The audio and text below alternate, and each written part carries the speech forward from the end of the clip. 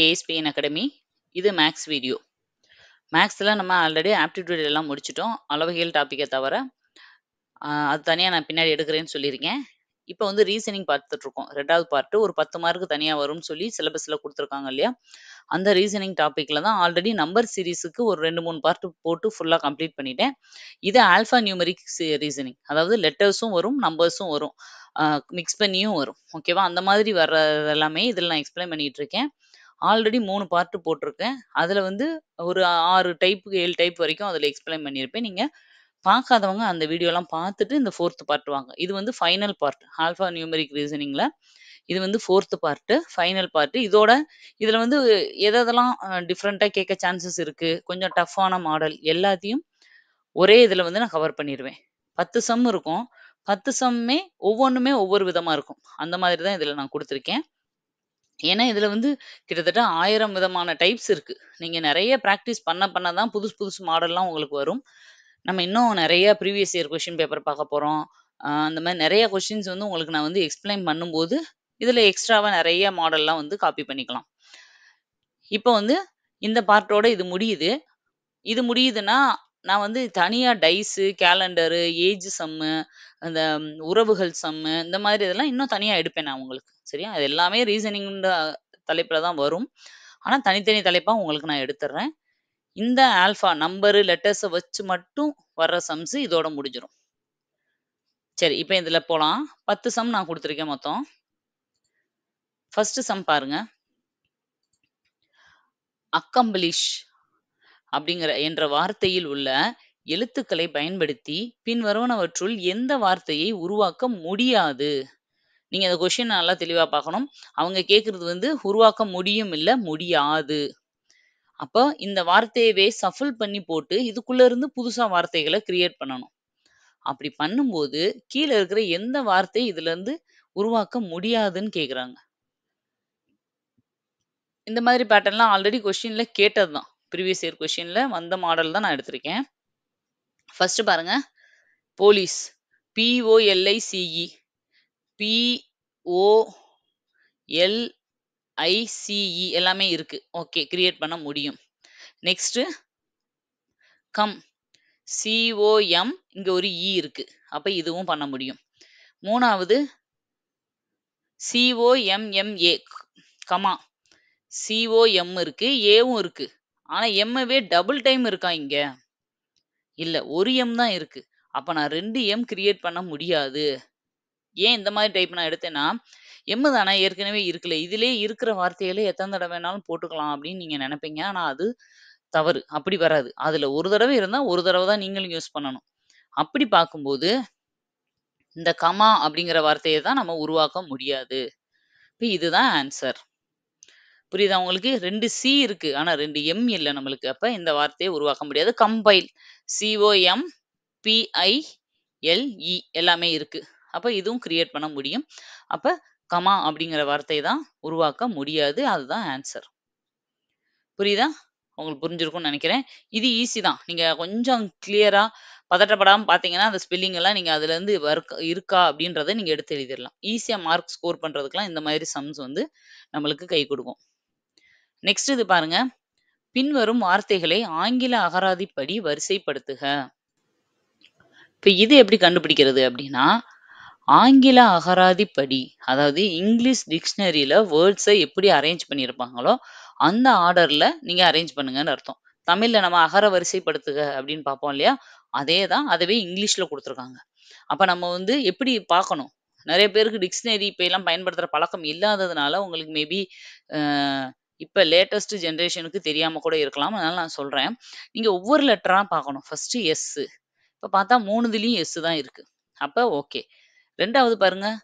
அப்ப 2வது லெட்டர்ல எது ஃபர்ஸ்ட் வருதுன்னு நம்ம செக் பண்ணணும். ABCDன்னு சொல்லி வரும்போது ஆர்டர்ல எது ஃபர்ஸ்ட் வருது? அதுதான் எடுக்கணும். 2வது நான் பார்க்குறேன். 2வதுமே I வந்து 2ம் சேமா இருக்கு 4 இதுலயும். சரி, ஓகே. அப்போ 3வது லெட்டருக்கு வந்துரணும் நீங்க. 3வது லெட்டர்ல பாருங்க, ஃபர்ஸ்ட் 3 இதுலயும் L இருக்கு. ஆனா 4வது இதுல T இருக்கு. அப்போ இந்த Lஐயும் Tயையும் கம்பேர் பண்ணும்போது எது ஃபர்ஸ்ட் வரும்? பாருங்க, L, T. ABCDல ABCDEFGHIJKL MNOPQRST அடுத்து தான் T வருது. அப்ப இந்த 3 தான் வந்து ஃபர்ஸ்ட் வரும். T வந்து அடுத்து தான் வரும். சரியா? அப்போ இது இப்போதைக்கு லிஸ்ட்ல இல்ல. அப்ப இந்த 3க்கும் இப்ப கம்பேர் பண்ணா போதும். ஆர்டர் வைஸா பண்ணணும் இல்லையா? அப்ப இது லாஸ்ட்டா வந்துருச்சு. ஓகே. 4வது இதுதான் கடைசியில இதுதான் வரும் வாய்ப்பு இருக்கு. இப்போ நம்ம அடுத்தத பார்க்கலாம். இப்போ இந்த 3 மட்டும் நம்ம கம்பேர் பண்ணா போதும். 4வத நீங்க விட்டுருங்க.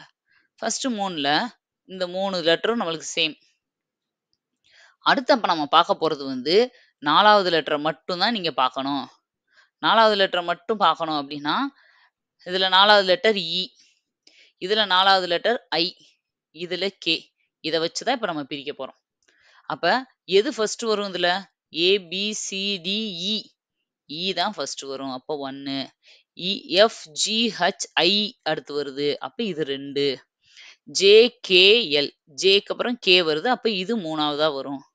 அப்ப ஆல்ரெடி இதுதான் 4 அப்படின்னு நம்ம சொல்லிட்டோம். அப்ப வரிசைப்படுத்தணும் அப்படின்னா ஆன்சர் என்ன? 1, 2, 3, 4 அப்படிங்கிற ஆர்டர் தான் சரியானது. ஃபர்ஸ்ட் இதெல்லாம் வரணும். எல் வரிசையெல்லாம் முடிஞ்சதுக்கு அப்புறம் தான் சிச்சுவேஷன் அப்படிங்கிற டி வரிசை ஆரம்பிக்கும். அப்ப இது 4வது தான் வரும்.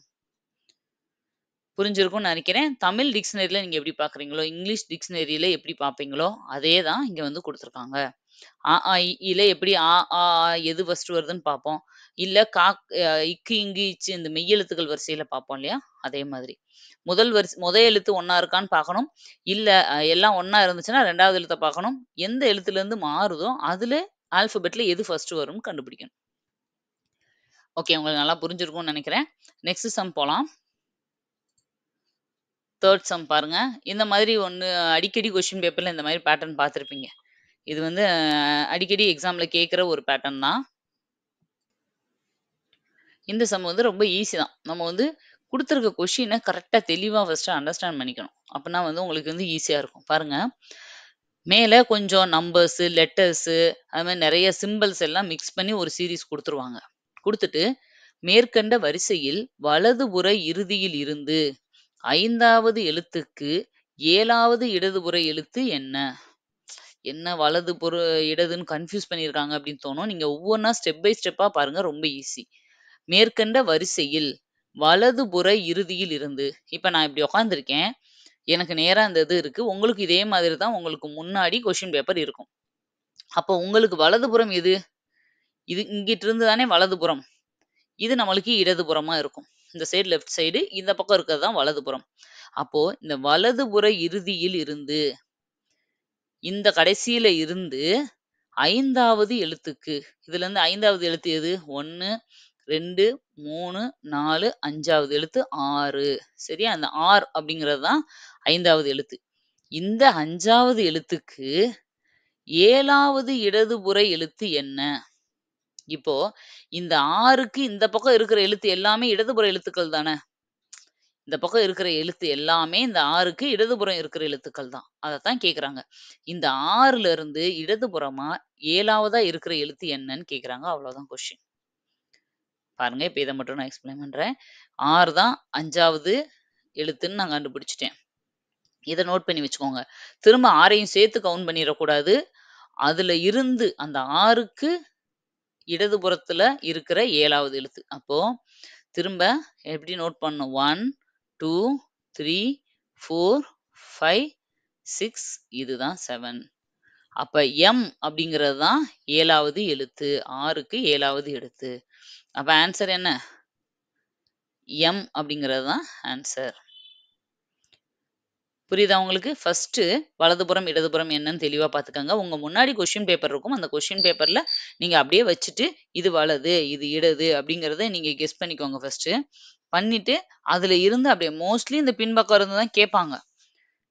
சரியா? அப்போ இதுல இருந்து ஃபர்ஸ்ட் 5வது லெட்டர் எதுன்னு கண்டுபிடிச்சுக்கோங்க. அதுல இருந்து 7வது லெட்டர் என்ன? அப்படிங்கிறது தான் கொஸ்டின். இது புரிஞ்சிருக்கும்னு நினைக்கிறேன். நெக்ஸ்ட் சம் போலாம். எல்லாமே ரொம்ப டிஃபிகல்ட்டா இருக்க மாரி பார்க்க தெரியும். ஆனா ஒன்ஸ் சம்ம போட்ட பிறகு, ஓ! இவ்வளோதானா? அப்படின்னு ஆயிரும். இப்ப பாருங்க. நெக்ஸ்ட் சம்மு.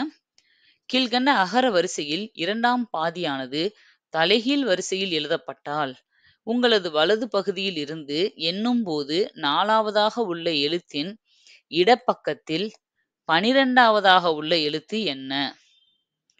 என்ன மேடம் இவ்ளோ குடுத்து வச்சிருக்கீங்க, கன்ஃப்யூஸ் ஆகுதுன்னு சொல்லுவீங்க. ஆக்சுவலா என்னன்னா, இந்த கொஸ்டினே இன்னும் கீழ முடியல, கம்ப்ளீட் ஆகல. கொஸ்டின் என்ன குடுத்திருப்பாங்கன்னா, ஏபிசிடிய வந்து ஃபுல்லா கீழ குடுத்திருப்பாங்க. A, B, C, D, E, F, G, H, I, J, K, L, M, N, O, P, Q, R, S, T, U, V, W, X, Y, Z. புரியுதா? இதான் வந்து கொஸ்டினே. நீங்க வந்து இதுவரைக்கும் கொஸ்டினா நோட் பண்ணிக்கோங்க. இப்போ இதுல கொஸ்டின்ல என்ன சொல்றாங்கன்னா, கீழ்க்கண்ட அகர வரிசையில் இடம்பெற்ற 2ஆம் பாதியானது தலைகீழ் வரிசையில் எழுதப்பட்டால், 2ஆம் பாதின்னா என்ன சொல்றாங்க? அந்த ஏபிசிடிய நான் பாதியா கட் பண்ணிக்கிறணும். பாதினா என்ன? மொத்தம் 26 எழுத்து. அப்ப 13, 13ஆ நான் டிவைட் பண்ணிட்டு, 2வது பாதிய ரிவர்ஸ்ல எழுதிக்கங்கன்னு சொல்றாங்க. ஃபர்ஸ்ட் பாதிய அப்படியே வச்சுக்கணும். ஃபர்ஸ்ட் 13 லெட்டர் அப்படியே இருக்கணும். 2வது 13 லெட்டர் இருக்கு இல்லையா? இப்போ 13 எங்க வரைக்கும் வரும்? 1, 2, 3, 4, 5, 6, 7, 8, 9, 10, 11, 12, 13, 14. 13 இங்க வருது. அப்ப இது வரைக்கும் 13. இந்த எண்ணுல இருந்து Z வரைக்கும் இருக்கிற இந்த லெட்டர்ஸ் எல்லாம் ரிவர்ஸ்ல எழுதிக்கங்கன்னு சொல்றாங்க. ரிவர்ஸ்லனா எப்படி? ஃபர்ஸ்ட் நம்ம இதே மாதிரி எழுதி திரும்ப நீங்க ஆல்பபெட் வந்து ரிவர்ஸ்ல ஒரு வாட்டி எழுதி வச்சுக்கணும். மைண்ட்ல எல்லாம் இத போட முடியாது. கன்ஃப்யூஸ் ஆயிரும். ஃபர்ஸ்ட் ரிவர்ஸ்ல நீங்க போட்டு வச்சுக்கணும். Z, Y, X, W, V, U, T, S, R, Q, P, O, N. இப்படி ரிவர்ஸ்ல எழுதிக்கணும். நீங்க வந்து அப்ப நாங்க ரிவர்ஸ்ல மனப்பாடம் பண்ணணுமா மேடம்னு கேட்டா, அப்பலாம் தேவையில்ல. நீங்க ஆல்ரெடி ஏபிசிடி அதிலேயே குடுத்துருக்கோம் இல்லையா கொஸ்டின்ல. நீங்க அத பார்த்துக்கிட்டே அப்படியே ரிவர்ஸ்ல எழுதிருங்க. சரியா? ஆல்ரெடி எனக்கு ரிவர்ஸ்ல தெரியும் அப்படின்னா, இன்னும் ரொம்ப நல்லது தான். நீங்க வந்து கடகடன்னு நீங்களே மைண்ட்லயே எழுதிருவீங்க. இப்போ எழுதுனதுக்கு அப்புறம் என்ன பண்ண சொல்றாங்க அப்படின்னா, இதுல நம்ம இதுக்கு முன்னாடி ஒரு சம் பண்ணோம்ல, அதே பேட்டர்ன்ல நம்ம இப்ப பண்ணணும். என்னது? இதுவரைக்கும் தலைகீழ் வரிசையில் எழுதப்பட்டால் அப்படின்னு இதுவரைக்கும் நான் இப்ப போட்டு முடிச்சுட்டேன். உங்களது வலது பகுதியில் இருந்து எண்ணும்போது, வலது பகுதினா என்ன? இங்க இருந்து ஸ்டார்ட் பண்ணும். எண்ணும்போது 4வதாக உள்ள எழுத்தின் இடப்பக்கத்தில் 12வதாக உள்ள எழுத்து என்ன? அப்ப என்ன சொல்லியிருக்கேன்? 4வது 1, 2, 3 இதுதான் 4வது. அப்ப இந்த 4வதா இருக்க எழுத்தோட என்ன சொல்றாங்க? 12வது எழுத்து என்னன்னு கேட்குறாங்க. இப்ப இது Q தான் எனக்கு 4வது எழுத்துன்னு நான் கண்டுபிடிச்சுட்டேன். இந்த 4வது எழுத்துலக்கு முன்னாடி 12வது எழுத்து. அப்போ 1, 2, 3, 4, 5, 6, 7, 8, 9, 10, 11, 12. அப்ப இந்த K அப்படிங்கிற எழுத்து தான் 12வது எழுத்து. ஆன்சரும் இதுதான். ஆன்சர் என்ன? K அப்படிங்கிறது தான் ஆன்சர். உங்களுக்கு டிஃபரன்ஷியேட் தெரியறதுக்காக தான் இந்த கலர்ஸ் யூஸ் பண்ணியிருக்கேன். இல்லன்னா எல்லா எழுத்தும் ஒரே மாரி தெரியும் இல்லையா? ஒயிட்டாவே இருந்தா அதுக்காக. புரிஞ்சிருக்கும்னு நெனைக்கிறேன். அவங்களே ஒரு சீரிஸ் குடுத்து, அப்படியேவும் இடது, வலது, 5வது எழுத்து, 7வது எழுத்துன்னு கேட்டா, நீங்க எதுவுமே சேஞ்சஸ் பண்ண வேண்டாம். நீங்க டைரக்ட்டா கவுண்ட் பண்ணி மட்டும் போட்டுருங்க. இந்த மாதிரி 2வது வரிசைய வந்து தலைகீழா மாத்து. இல்ல முதல் பாதிய தலைகீழா மாத்து. எப்படி வேணாலும் அவங்க கேட்கலாம். இந்த மாதிரி இல்ல 3ஆ டிவைட் பண்ணிக்க, 4ஆ டிவைட் பண்ணிக்க அப்படி எப்படி சொல்றாங்களோ அதுக்கு ஏத்தாப்புல நீங்க பண்ணிக்கலாம். ஈஸியா வந்து அவங்க சொல்றத அப்படியே ஸ்டெப் பை ஸ்டெப்பா அந்த சென்டென்ஸ் குடுத்துருக்காங்கல்ல கொஸ்டின, அத அப்படியே ஸ்டெப் பை ஸ்டெப்பா செய்யுங்க. உங்களுக்கு ஆன்சர் ஈஸியா வந்துரும். ஓகே. அடுத்து நம்ம பார்க்க போறது வந்து 5த் மாடல். 5த் மாடல் பாருங்க. A என்பவர் வலது புறத்திலிருந்து 15வது நபராகவும், இந்த மாதிரி கொஸ்டின் ஆல்ரெடி பார்த்திருப்பீங்க ப்ரீவியஸ் இயர்ல. 15வது நபராகவும், B என்பவர் இடதுபுறத்திலிருந்து 18வது நபராகவும் உள்ளார். இருவருக்கும் இடையே 7 நபர்கள் உள்ளனர் எனில், வரிசையில் உள்ள மொத்த நபர்கள் எத்தனை? 2 பேரும் பக்கத்துல நிக்கல. இவங்க இந்த பக்கம் இருந்து 15வதா இருக்காரு. இவர் இந்த பக்கம் வந்து 18வது ஆளா இருக்காரு. 2 பேருக்கு இடையில இன்னும் 7 பேர் வேற நிக்கிறாங்க. இப்ப இவ்ளோ பேரையும் சேர்த்து நம்மளுக்கு எவ்வளோன்னு கேட்குறாங்க. புரியுதா? அப்ப எப்படி எடுக்கணும்? அவங்க குடுத்திருக்கிறதுபடியே வரிசையாவே வாங்க. A என்பவர் ஃபர்ஸ்ட் A அப்படிங்கிற ஒருத்தரு வலது புறத்திலிருந்து 15வது இடத்துல நிக்கிறாரு. அடுத்தது பி என்பவர் இடதுபுறத்திலிருந்து 18வது ஆளா நிக்கிறார். அப்படித்தானே? 18வது ஆளா நிக்கிறார்.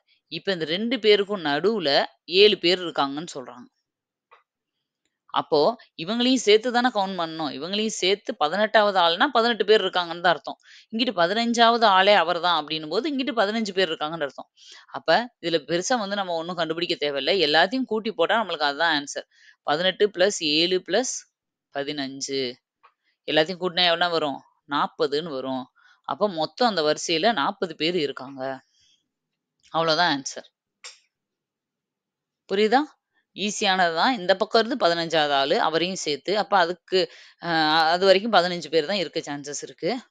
இப்போ அ ஏ என்பவருக்கு இப்ப இந்த கொஸ்டின்ல வந்து அவரு 15வது நபராக இருக்காருன்றனால, அவர் வரைக்கும் 15ன்னு நான் எடுத்துக்கிட்டேன். ஒருவேளை கொஸ்டின்ல ஆ அவர் 15வது ஆளா அதாவது ஒரு ஏ என்பவர் ஒரு வரிசையில் இருக்காரு. அவருக்கு முன்னாடி 15 பேர் இருக்காங்க. பி என்பவருக்கு அவருக்கு இடதுபுறமா 18 பேர் இருக்காங்கன்னு சொன்னா, அவருக்கு முன்னாடியும் பின்னாடியுமே 15 பேர், 18 பேர் இருக்காங்கன்னு அர்த்தம். நீங்க அப்ப அவங்களையும் சேர்த்து கவுண்ட் பண்ணணும் அடுத்து. அப்போ ஒருத்தர் எக்ஸ்ட்ராவா ஆட் பண்ண வேண்டியிருக்கும். இது வந்து அவங்களே 18வது நபர், 15வது நபர்ன்னு குடுத்துருக்கிறதுனால, நம்ம அவங்க வரைக்குமே 18 ஆள் தான் இருக்காங்கன்றது. அப்ப நீங்க அத மட்டுமே ஆட் பண்ணிக்கோங்க. உங்களுக்கு டிஃபரன்ஸ் புரியும்னு நெனைக்கிறேன். அவங்களுக்கு முன்னாள் 17 பேர் அப்படின்னு சொன்னா, நீங்க 1 ஆட் பண்ணி அவங்களையும் சேர்த்து 18 ஆக்கணும். அவங்களுக்கு பின்னால் அப்படின்லாம் குடுத்திருந்தா.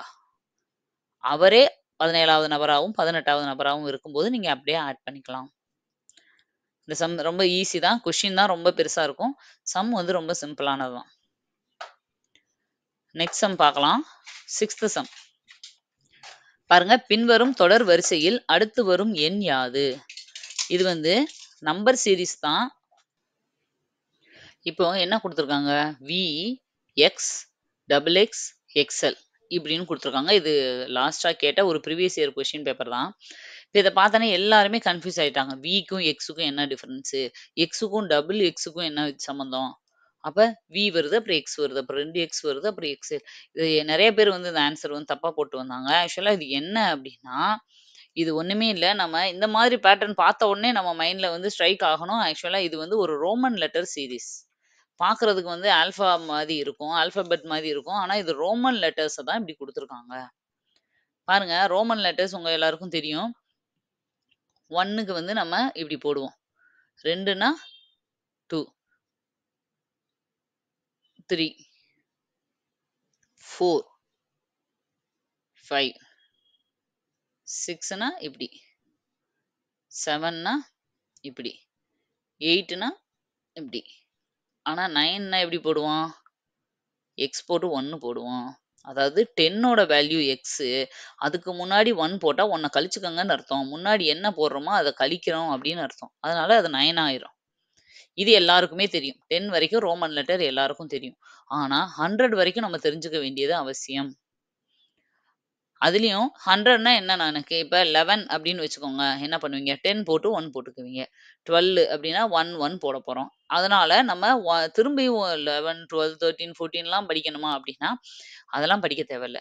நீங்க ஜஸ்ட் 10, 20, 30 அத மட்டும் தெரிஞ்சுக்கிட்டா போதும். பாருங்க, 10க்கு என்ன வரும் ஃபர்ஸ்ட்டு?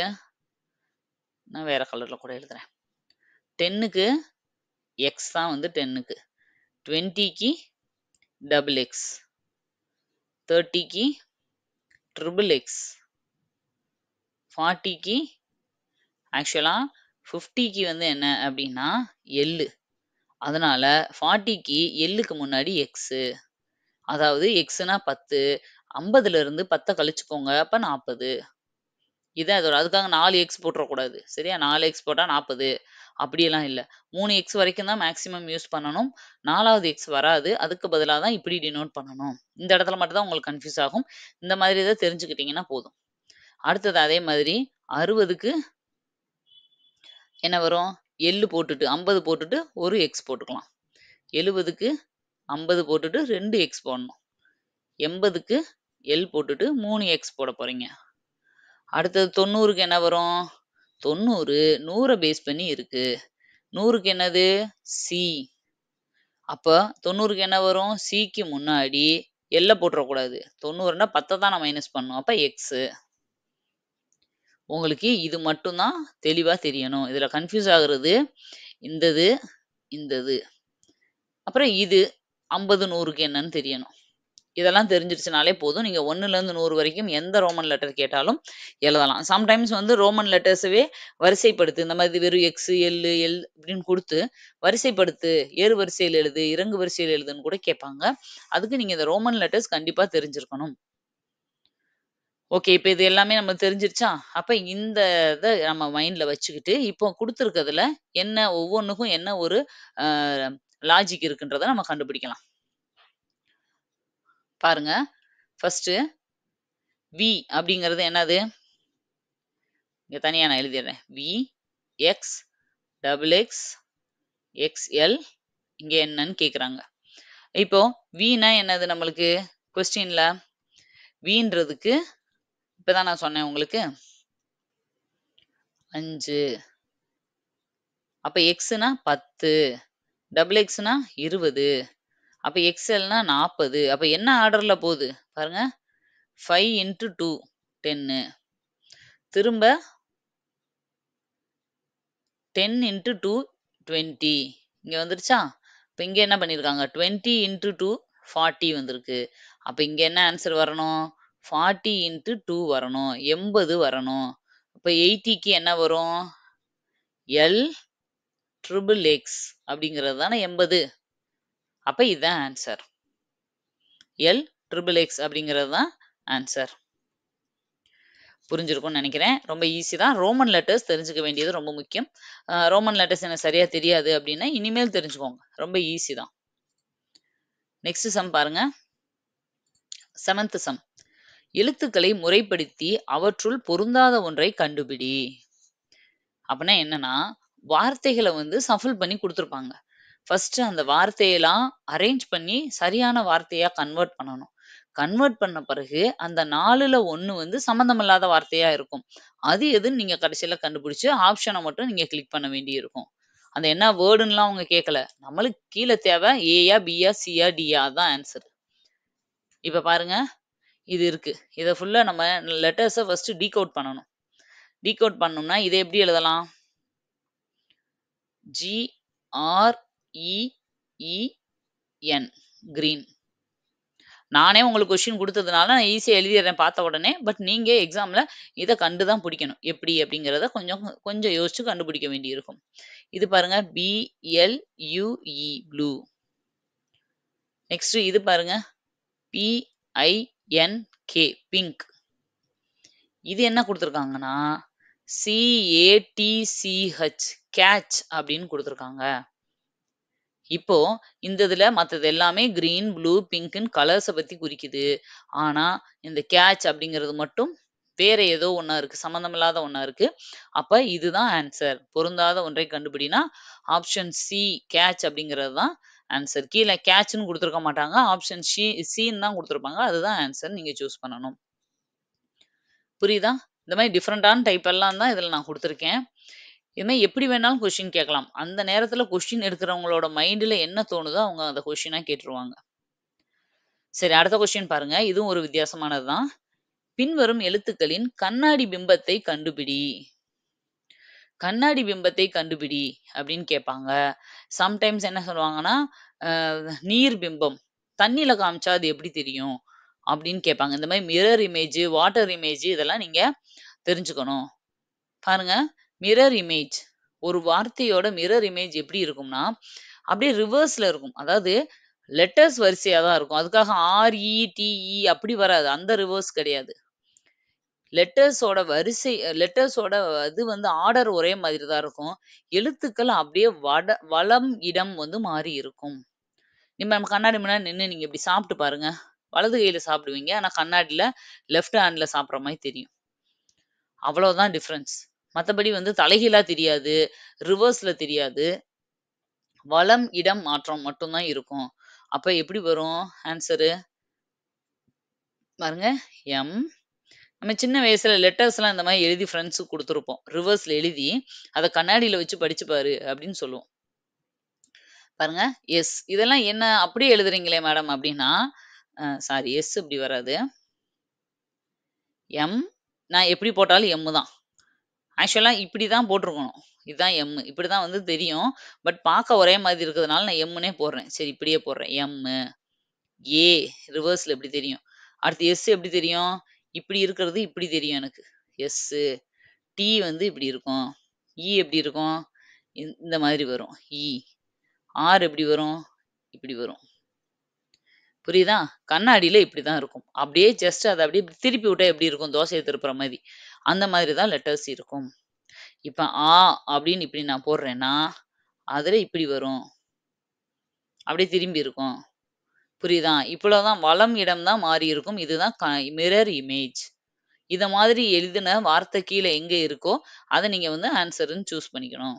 இதுலயே வாட்டர் இமேஜ் இருக்கு, லென்ஸ் இமேஜ் இருக்கு. இந்த மாதிரி இதெல்லாம் நீங்க கொஞ்சம் பார்த்துக்கோங்க. நெக்ஸ்ட் சம் பார்க்கலாம். நெக்ஸ்ட் சம் பாருங்க. ஏ பியை விட சிறியதும் சியை விட பெரியதுமாய் இருக்கிறது. டி ஏயை விட சிறியதும் சியை விட பெரியதுமாய் இருக்கிறது. இ பியை விட சிறியதும் ஏயை விட பெரியதுமாய் இருக்கிறது எனில் இதில் மிகவும் சிறியது எது? இந்த மாதிரி கொஸ்டினை பார்த்தாலே நம்ம ஸ்கிப் பண்ணிட்டு போயிடுவோம். கடைசியில யோசிச்சுக்கலாம் அப்படின்னு. கொஞ்சம் அந்த மாதிரி கொஸ்டின்ஸ் தான் இது. இது வந்து டைரக்டா இப்படி ஏ பின்னும் கொடுத்துருவாங்க. சம்டைம்ஸ் பேரை கொடுத்து மாலா சீதாவை விட சிறியவள், வயதுல சிறியவள்னு சொல்லலாம், இல்ல உயரத்துல சிறியவள்னு சொல்லி கொடுக்கலாம். ஆனால் மாலா வந்து ரமாவை விட பெரியவள் அப்படி கொடுப்பாங்க. இதுவே அந்த ஏ பின்றதுக்கு பதிலா பேருகளை கொடுத்து கொடுத்து கடைசியில எல்லாத்துலயும் யாரு வயசுல சின்னவங்க, இல்ல யாரு உயரத்துல கம்மியானவங்க, இல்ல உயரத்துல அதிகமானவங்க, இந்த மாதிரியும் கொஸ்டினா கேட்பாங்க. இப்படி கேட்கும்போது இந்த மாதிரி இதை நம்ம பொறுமையா தான் செய்ய வேண்டியிருக்கும். அதனாலதான் நம்ம என்ன சொல்றோம்னா சம் வந்து எல்லா சம்மும் ஒரே மாதிரி இல்ல. ஒரு 10, 15 சம் டக்கு டக்குன்னு போடுற மாதிரி இருக்கும். 10 சம் கொஞ்சம் நிதானமா போடுற மாதிரி தான் இருக்கும். அதனாலதான் எவ்வளவு ஃபாஸ்டா முடியுமோ நம்ம மத்த சம் எல்லாம் போட்டுட்டா அந்த டைமை இதுக்கு யூஸ் பண்ணிக்கலாம்னு சொல்றோம். சரி, இப்ப ஒவ்வொரு லைனா இதை நீங்க கிளியர் பண்ணணும். ஒவ்வொன்னா பார்க்கலாம். இப்ப நம்ம பொறுமையா பார்க்கலாம். ஃபர்ஸ்ட் பாருங்க, ஏ ஏன்னு ஒருத்தர் இருக்காரு. இந்த ஏ வந்து பியை விட சிறியது. அப்ப பியை விட சின்னவரா இருக்காரு. சரியா? ஆனா சியை விட பெரியவரா இருக்காரு. அப்ப நான் சிஏ கீழே போட்டுக்கிறேன். சியை விட பெரியவரா இருக்காரு, பியை விட சின்னவரா இருக்காரு. ஓகே. அடுத்து 2வது சென்டென்ஸ் எடுத்துக்கலாம். டின்னு ஒருத்தர் வராரு புதுசா. இந்த டி என்ன செய்யறாரு அப்படின்னா, ஏயை விட சிறியது, ஏயை விட சின்னவர் தான். ஓகே. ஆனா சியை விட பெரியவர் இவர். ஓகே. ஏயை விட சின்னவர் தான். ஆனா சி அளவுக்கு சின்னவர் கிடையாது. மீடியம். அப்ப மீடியமா இந்த இடத்துல இருக்காருன்னு கூட வச்சுக்கிறோம். இந்த டிஸ்டன்ஸ்ல இருக்காரு இவரு. அதையும் விட சின்னதா சி இருக்கு கீழ. இப்ப 2வது சென்டென்ஸ் முடிஞ்சதா?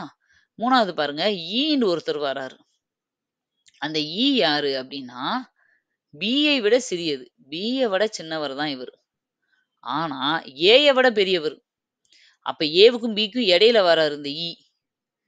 பியை விட சின்னவர் கீழ இருக்காரு கொஞ்சம். ஆனா ஏவை விட கொஞ்சம் மேல இருக்காரு. அப்ப இங்க வந்துடுறாரு அவரு. புரியுதா? இந்த ஈ.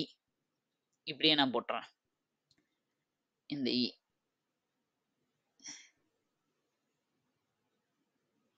இப்படியே வச்சுக்கோங்க.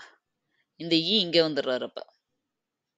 டி இங்க வந்துருது. ஏன்னா ஏவோட சின்னதா இருக்கு டி. ஆனா சியை விட மேல இருக்கு. அப்ப இங்க வந்துருது. இ இங்க வந்துருது. அப்போ இப்ப இருக்கிறதுலயே சின்னவங்க யாருன்னு கேக்குறாங்க. இதுல ரொம்ப மிகச்சிறியது யாரு அப்படின்னா கடைசியில கீழ யார் இருக்கா? சி தான் இருக்கு. அப்ப ஆன்சர் வந்து சி தான் வந்து இருக்கிறதுலே எல்லாத்த விட மிக சிறியவர். புரியுதா உங்களுக்கு? பார்க்க என்னென்னமோ இருக்க மாதிரி தெரிஞ்சது இல்லையா? ஆனா நீங்க ஒவ்வொன்னா டீகோட் பண்ணுங்க. ரொம்ப ஈஸியாயிரும். இத விட இது கூட, இத விட இது கம்மி. அவ்வளவுதான். அப்படின்னும்போது நம்ம வந்து யாரு யாரு அப்படின்றத ஈஸியா வந்து கண்டுபிடிச்சிடலாம். ஓகே. நெக்ஸ்ட் சம் பார்க்கலாம். இந்த மாதிரி பேட்டர்ன்லயும் சம் வரும். அடுத்து நெக்ஸ்ட் 10th சம் பாருங்க. லாஸ்ட் சம் இது. இதுவும் ஒரு ப்ரீவியஸ், அதுவும் லாஸ்ட் இயர் கேட்ட ஒரு கொஸ்டின் இது. இது பாருங்க. சண்டே 2, டியூஸ்டே 3, தேர்ஸ்டே 2 எனில் மண்டேயின் மதிப்பு என்ன? இந்த மாதிரி கொடுத்துட்டாங்க. இப்போ இதுக்கு ஆன்சர் வந்து யாராலும் மோஸ்ட்லி நெறைய பேர் வந்து ஆன்சர் போடல. வந்த பிறகு ஆன்சர் சொன்னத வச்சு தெரிஞ்சது. ஆக்சுவலா இதுல நெறைய பேர் எப்படி கெஸ் பண்ணி ஆன்சர் போட்டாங்க அப்டின்னா, இப்போ சண்டே 2 சண்டேக்கு அப்புறம் மண்டே வரணும் இல்லையா? மண்டே வரல. ஆனா அவங்க டியூஸ்டே குடுத்துருக்காங்க. டியூஸ்டே வந்து 3ன்னு குடுத்துட்டாங்க. திரும்ப வெட்னஸ்டே வரணும். அது வரல. ஆனா தர்ஸ்டே வந்து திரும்ப 2ன்னு வந்திருக்கு. அப்போ தர்ஸ்டேக்கு அப்புறம் ஃப்ரைடே வரணும். அத விட்டுறணும். ஃப்ரைடே விட்டுட்டு சாட்டர்டேவுக்கு வந்து நான் திரும்ப 3ன்னு குடுக்கணும். அப்புறம் சண்டேவ விட்டுறணும். திரும்ப மண்டேவுக்கு 2ன்னு குடுக்கணும். 3, 2, 3, 2ன்னு இடையில ஒண்ணு விட்டு விட்டு குடுக்குற மாதிரி கெஸ் பண்ணி 2ன்னு போட்டுட்டு வந்துட்டாங்க. ஆனா ஆன்சர் கரெக்ட் தான். மண்டேவுக்கு 2ன்றது தான் ஆன்சர். ஆனா உண்மையான லாஜிக் இது இல்ல. அததான் சொல்றது ரீசனிங்ல அவரவர மைண்ட் எப்படி யோசிக்குதோ அத பொறுத்து ஆன்சர் வரும். சம்டைம்ஸ் என்னோட லாஜிக் கரெக்ட்டா இருந்தாலும் ஆன்சர் தப்பாகலாம். ஆனா, ஒரு சில நேரம் லாஜிக்கே தப்பா இருக்கும். ஆனா ஆன்சர் கரெக்ட் ஆயிரும். அப்படிதான் நெறைய பேருக்கு இதுக்கு ஆன்சர் ரைட் ஆயிருச்சு. ஏன்னா, 1 விட்டு 1 1 நாள் விட்டு 1 நாள் வந்து குடுத்துருக்காங்க. ஒரு நாளைக்கு 2ன்னு குடுத்தா, அடுத்து 1 நாள் விட்டு இன்னொரு நாளைக்கு 3ன்னு குடுக்குறாங்க. திரும்ப 1 நாள் விட்டு 1 2ன்னு குடுக்குறாங்க. இன்னொரு நாள் விட்டு 3ன்னு குடுக்குறாங்க. இந்த ஆர்டர்ல போய் மண்டே 2ன்னு போட்டாங்க. ஆக்சுவலா உண்மையான லாஜிக் என்ன? உண்மையான சரியான ஆன்சரும் என்ன அப்டின்னா, ஒவ்வொன்னுலயும் இருக்கிற நீங்க எடுத்து பாருங்க. SUNDAY. அடுத்தது டியூஸ்டே. TUESDAY. Thursday. THURSDAY. அவங்க என்ன ஆர்டர்ல குடுத்துருக்காங்க அப்டின்னா, ஒவ்வொன்லயும் இருக்கிற வவ்வல்ஸ் ஏஇஐஓயு அப்படிங்கிற அந்த வவ்வல்ஸ் எத்தனை இருக்குன்றத கவுண்ட் பண்ணி குடுத்துருக்காங்க ஆக்சுவலா. அதான் உண்மையான லாஜிக். இப்ப பாருங்க, இதுல ஏஇஐஓயு ஏஇஐஓயு இருக்கு. அப்ப வவ்வல்ஸ் 2 இருக்கா இதுல? அடுத்ததுல பாருங்க, U1, E1, A1 3 இருக்கா? அடுத்தது தேர்ஸ்டேல பாருங்க, U, A 2 தான் இருக்கு. இதுக்கு மேல வேற எதுவும் இல்ல. இதத்தான் மென்ஷன் பண்ணி அவங்க கொஸ்டின்ல குடுத்துருக்காங்க. அப்போ மண்டேக்கு என்ன வரும்? மண்டேல இங்க பாருங்க. மண்டேல O ஒண்ணு இருக்கு. A ஒண்ணு இருக்கு. அப்ப மண்டேவுக்கும் 2 தானே வரும் வவ்வல். அப்ப ஆன்சர் 2. இப்படி வர வேண்டிய 2 நான் சொன்ன மாதிரி கெஸ் பண்ணி நெறைய பேர் போட்டாங்க. ஆக மொத்தம் ஆன்சர் கரெக்ட் தான். எப்படியோ. ஆனா, உண்மையான லாஜிக் இதுதான். நீங்க எப்படி வந்து காமெடியாவும் வருதுன்றத நீங்க தெரிஞ்சுக்கணும். வேற ஏதோ ஒரு லாஜிக்ல யோசிக்க போய் அதுலயும் ஆன்சர் வந்துருச்சு சில பேருக்கு. பட் உண்மையான லாஜிக் இதுதான். நீங்க மோஸ்ட்லி இந்த மாதிரி ஒரு அ ம சண்டே, மண்டேன்னு குடுக்குற மாதிரி மந்த் குடுப்பாங்க. ஏப்ரல். மே மாசத்துல 1 தடவ வரும். ஜூன் மாசத்துல 2 தடவ வரும். இப்படிலாம் குடுப்பாங்க. அப்படி பார்க்கும்போது வவ்வல்ஸான்னு பார்க்கணும். அப்படி இல்லன்னா ஏதாவது ஒரு எழுத்த ஈவ, ஏவ, எஸ், ஆர ஏதாவது ஒரு எழுத்த மென்ஷன் பண்ணி அப்படி குடுத்துருப்பாங்க. அத நீங்க கெஸ் பண்ணி, நீங்க மோஸ்ட்லி அதுல இருக்க லெட்டர்ஸ வந்து கவனிக்க ஆரம்பிக்கணும். இதான் அதோட குழு. இந்த க்ளூவ யூஸ் பண்ணிட்டு, அத வந்து டீகோட் பண்ணவோ, இதெல்லாம் பண்ண தேவையில்ல. அதுல ஏதோ ஒண்ண வந்து அவங்க கவுண்ட் பண்ணி 2ன்னு போட்டுருக்காங்க. வௌவாலான்னு பார்க்கணும். இல்ல ஏன்ற வார்த்தையே 2 தடவ வந்திருக்கா? அதத்தான் 2ன்னு போட்டுருக்காங்களா? அடுத்ததுல அதே ஏ வந்து 3 தடவ வந்திருக்கா? அப்படின்ற மாதிரி நீங்க விதவிதமா யோசிக்கணும். அவ்வளோதான். ரீசன் என்னன்னு தான் அவங்களே கேட்குறாங்க. புரியுதா? அப்ப நீங்க ரீசன வந்து கண்டுபிடிக்கணும். அதுதான் வந்து இந்த ரீசனிங் சம்ஸ்ல எல்லாமே நம்ம தெரிஞ்சுக்க வேண்டியது. இதோட ஆல்ஃபா நியூமெரிக் சீரிஸ் முடிஞ்சது. இந்த மாடல்ஸ் எல்லாம் ஓரளவு நீங்க பண்ணிட்டாலே, நீங்க இதுலருந்து மட்டும் தான் மேக்ஸிமம் வர்றதுக்கு சான்சஸ் இருக்கு.